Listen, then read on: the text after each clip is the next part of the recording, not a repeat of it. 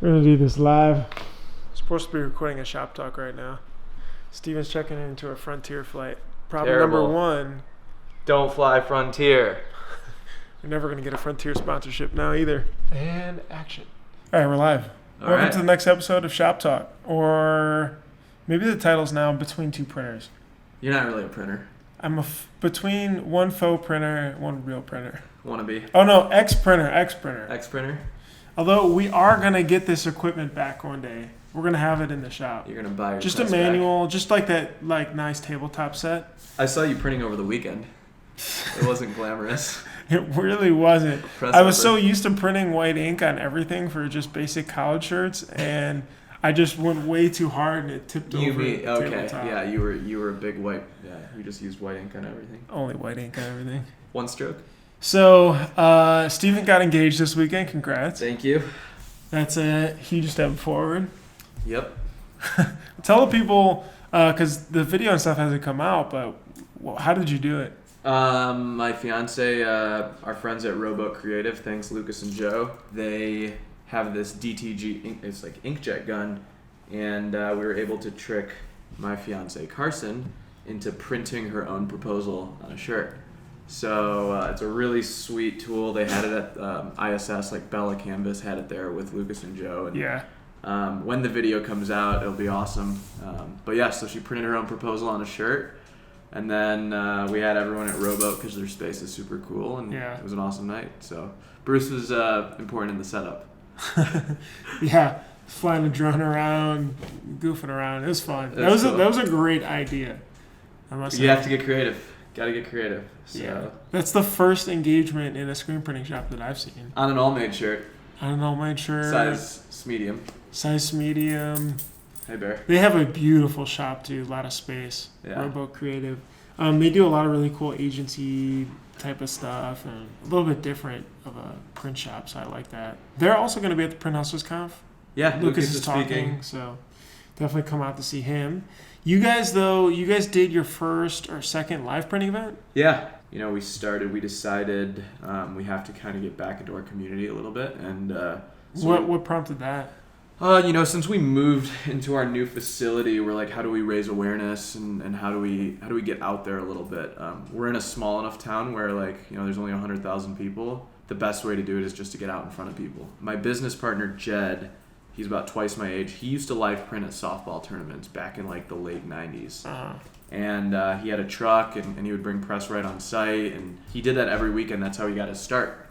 So I've been pushing him for the last couple of years saying Jed, I would love to bring this back. He said, when we move into the new building and get settled, we'll try it out. Yeah. So we tried it out at one of our own customer appreciation events. It went really well. And so then I sold an event to our graduation at the university, and we actually live printed right after the graduation ceremony. Wait. So the first event, where was that? It was just like a customer appreciation thing we did for our customers. We invited all of our students and their customers and their friends to a brunch. Smart. And so we're like, okay, if we mess it up, if it doesn't work there, we can just shut it down. Right. No one's really a paying customer there. And so we set up just a single station, just a little dryer, and it worked really well. Everything cured fine. They liked it. We actually let all of our customers print.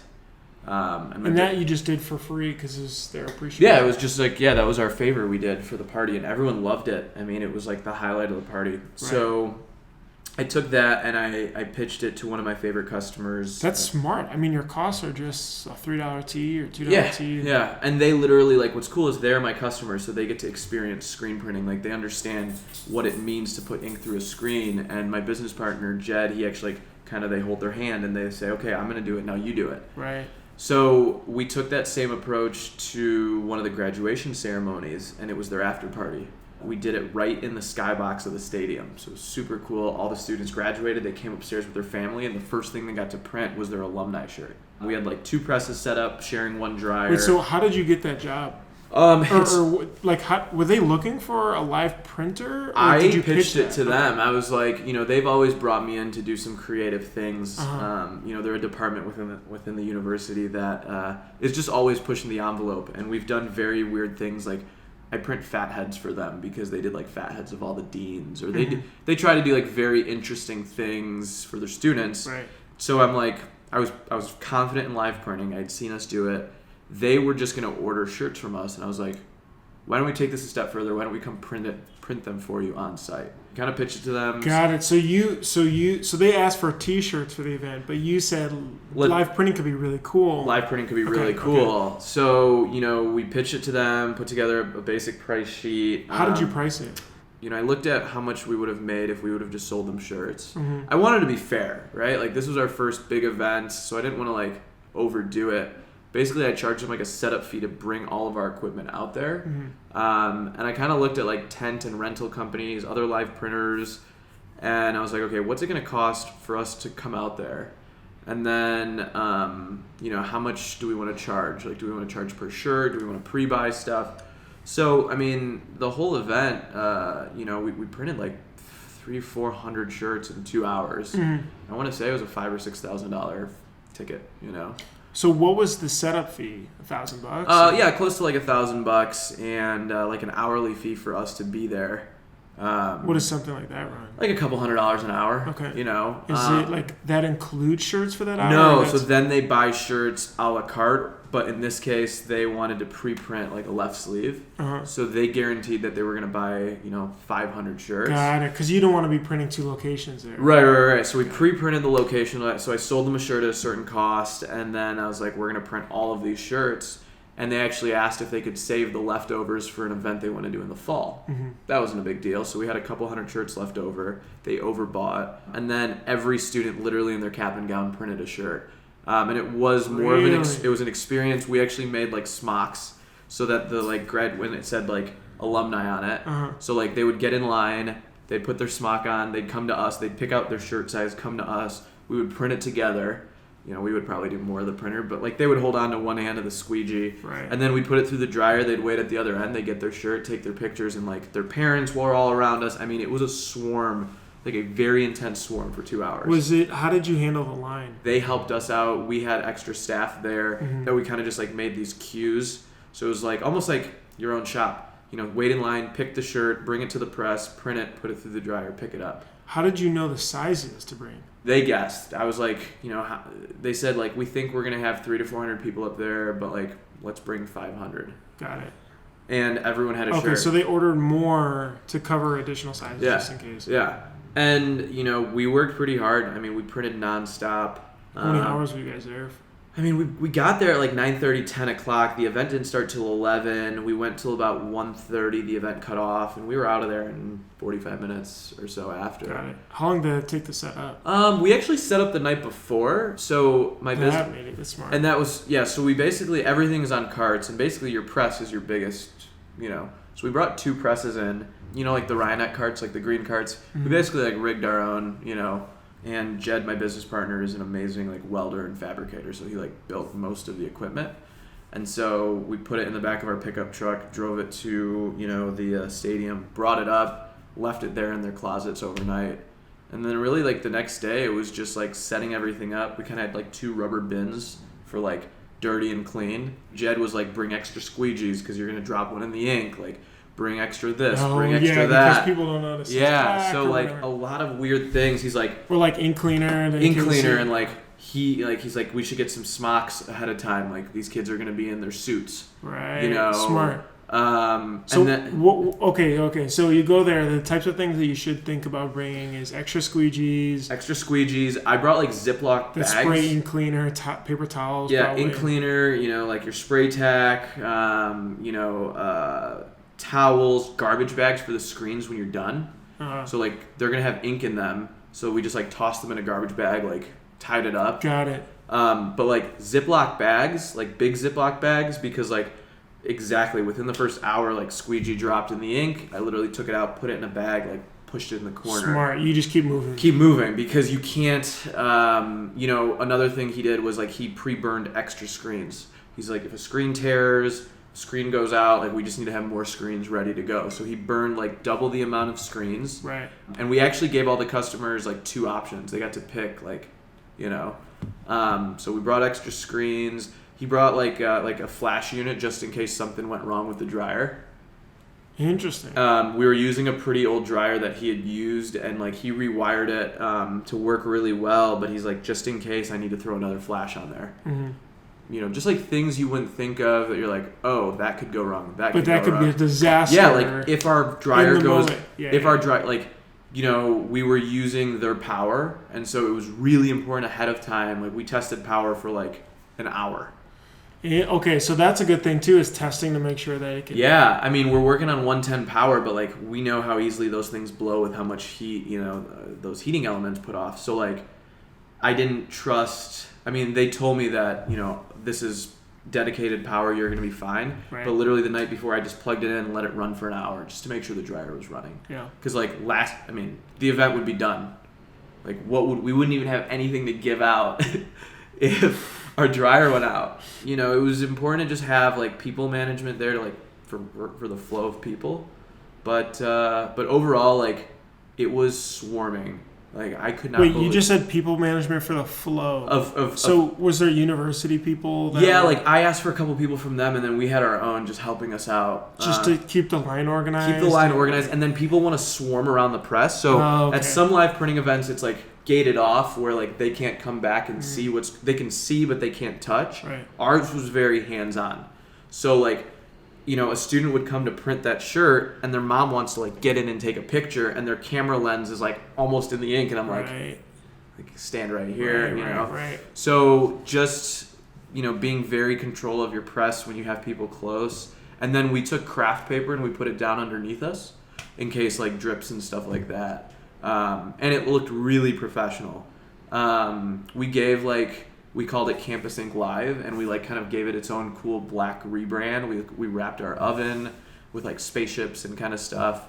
And then we took our boxes and like branded our area really, really well. Oh, smart. So what you really decked it out. Yeah, we decked it out. So you brought those white boxes that you got branded? We brought those white boxes and just like that was my like backdrop. Right. So it's good branding for you guys. Yeah, and then something Jed did again, he's like, people want to see, feel, touch, like squeegee, like screens, that stuff. So he burned extra screens and put them on tables surrounding us so people could like pick it up, look through the light, like feel what a squeegee is. Okay. Just to like, he was actually saying, he goes, back in the day we would come in there, like print, get out, like we were there for a service, and he kind of said this is more of a show. And that's the way you should do it, is like it's more of an experience and a show. It's like a mini museum. Yeah, and so like I even thought like next year, like, let's like have music and like lights and like really deck it out because it was the focal point of the whole place. Right. Everyone raved about it. They hopefully will use us next year. I mean, we're not a live printing company, so I don't want to say like this is what we're going to take on the road and do it every week or whatever. But I think you should be able to do it once or twice a year for your favorite customers when you can really like. Why impress. Not do it more? It's tough. I mean, it was a lot of work, and there were just like it was a lot of moving, like your whole, we didn't have a tent, but like your tables and your presses and your bins, like it's almost its own separate business. Mm-hmm. And so for us, I want to do it at special events, maybe 5, 6, 7 times a year. Beyond that, you're working nights and weekends when you're doing these events. So you have to be prepared to bring the right staff. In this case, it was me and my business partner, and a couple employees that helped us out. Sure. But like, you're going to be doing these live events on Friday night, Saturday mornings. So you don't want to sacrifice your extra time. No, like, I want to do what I'm good at, and that's selling, these good orders and stuff. I want to offer this as a service that we can do for high profile customers. Mm-hmm. And since we've done it, people have asked us like, would you be willing to do it there? And I basically tell them like, there is a premium for it. And if the space is right, we'd absolutely love to do it. But I think in our industry, there are companies out there that specialize in live printing. So it's important when to draw the line and say, like, this isn't what I do. Just so you're not it's so not widespread. Yeah, like, like the guys. Plus you want your weekends too. Yeah, like, I don't. And my business partner, Jetty, goes, look, like, don't sell this like crazy because I want to retire soon. This is not what I want to do every weekend. But for graduation weekend and the marathon weekend and back to school, like, sure, we'll do it for those events. Right. It was really interesting, eye-opening. It is a lot of work, but I think everyone can try it, and you can do it pretty easily. Right. Things that I was nervous about, like we would not print with white ink because we didn't want to flash. Mm-hmm. So we always did darks on lights. That was super important. And the other thing was we didn't do 2 or 3 colors. It was a 1-color job keep it super simple. So what, this was in like a navy and an orange shirt? Yeah, we actually took dark navy on navy heather. So it was like two-tone. And cool. We liked that better because if it didn't look great, like you couldn't really tell. Right. And then the other thing I learned is like you want to use your curing time is super important because that's your limiting factor. Putting it through a 158 or a 200 mesh screen, you don't want a lot of ink mass on there. Sure. So making sure your design is not 11 by 17. Jed had told me let's make our design more rectangular so it can go across the chest so we can fold those shirts in the dryer and get them through quicker. So he's very just like tactical. Yeah, he's like we want to have, and so when I sold it to my customers, I'm like 5 by 12. That's our best print area, so we can get the most amount of shirts done in the quickest amount of time. We want to use a dark coloring. We want to use one color. And they abided by it because those were the only options we gave, and I was very hesitant to say yes to anything I wasn't certain we could do. Sure.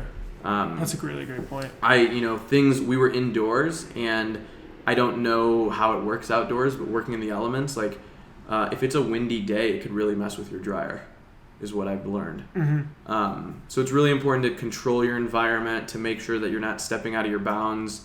If it's a really cold day, your dryer's not going to run as well. Being super confident that you know what you're doing when you're in there. For sure. Because you could look really bad, if you do something. Everything has to go so according to plan. Well, think about it. They're bringing you in to be the main event. Right. It's like you're the band, you're the party, and the speakers blow out. Exactly. Imagine if they paid you to come DJ a party and you couldn't play your music. Right. You'd feel like an idiot. Right. And you would lose their trust and their business thereafter. Right. If I was the one that messed up the graduation ceremony party, they're just not going to use us ever again. But it was really... They'd be pissed off about ordering that, so they wouldn't order as much custom. So it's not only, okay, Steven, you messed up the graduation order, they just stopped working with you as a vendor. Right. So, we go to Weiss Camp. Yeah. Redacted. It's a high risk, high reward. Make sure you know what you're doing, practice it, and just be ready for anything. But then the marketing potential was awesome. I mean, we had hundreds of kids and parents just seeing us. Yeah, exactly. Did you guys give out any flyers? Yeah, I had stuff there. I don't want to be it was almost it wasn't white labeled, but we had our brand there and everything. Right. So if they could take it. Yeah, if they wanted it, who we are, Campus Inc. We've left bags at the end of the dryer with our logo on it. Just subtle marketing. Sure.